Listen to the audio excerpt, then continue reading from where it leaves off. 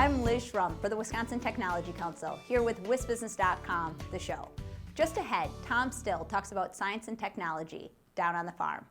And Lorre Keating Heinemann, Vice President of the Brightstar Wisconsin Foundation, talks about one of the newest players on Wisconsin's early stage capital scene.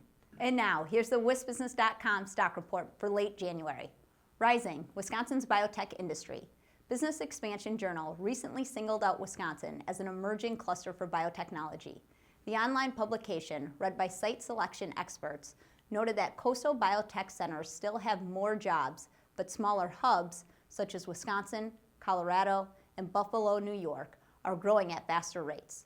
Wisconsin has more than 640 bioscience businesses, supporting nearly 24,000 private sector jobs, with an economic impact of nearly $7 billion.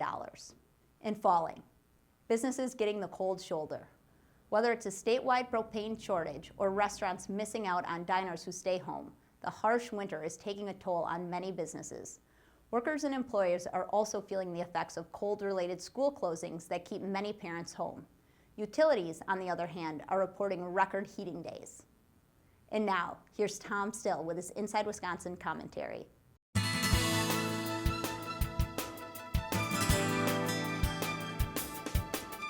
The challenges facing agriculture, especially animal agriculture, are evident in news reports almost daily.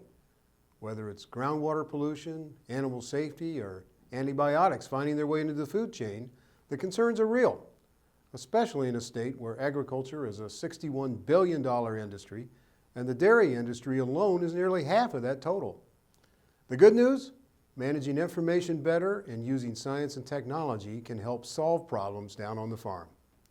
Whether it's producing tasty, low-sodium cheese, exploring new ways to ensure food safety, learning how to better manage manure, or helping dairy farms leave a smaller carbon footprint, science and technology are weighing in.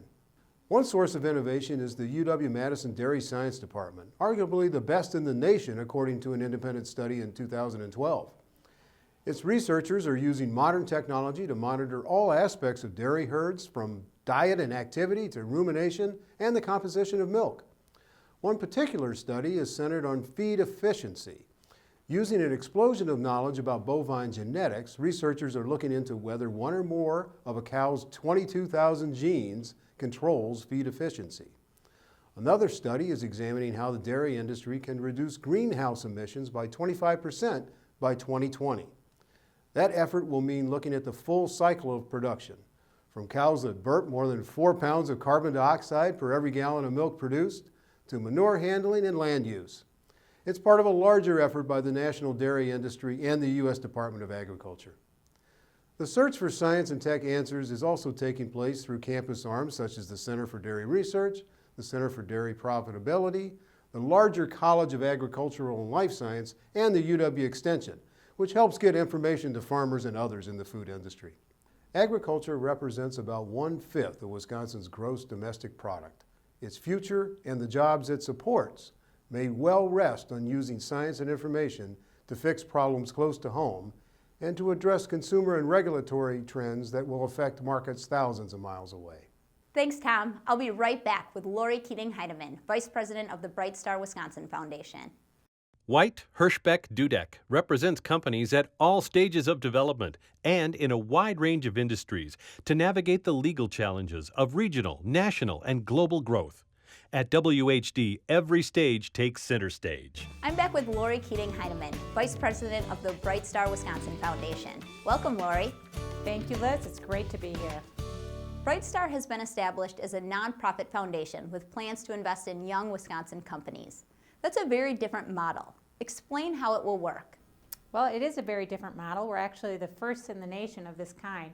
The idea came from Tom Shannon, one of our founders and our president and CEO. What Brightstar will do is take donations into our nonprofit foundation and then turn around and invest those dollars into early stage companies here in the state of Wisconsin, with the primary goal of being job creation. And what's the dollar range of investments you see Brightstar making, and in what industry sectors would you expect to concentrate? The dollar amount will be $250,000 to $750,000, depending on the stage of the company, whether it happens to be proof of concept, commercialization, or revenue stage. Our investment committee is made up of very experienced founders who have invested in hundreds of companies, built thousands of jobs, and sold for millions of dollars. So we're not really focused on one particular industry, but we're really focused on creating high-paying jobs here in the state of Wisconsin. The fund is one of several new players on Wisconsin's investment scene. What is your outlook for the future of the early stage sector in Wisconsin? Well, I think there are some real positives for the early stage scene in Wisconsin.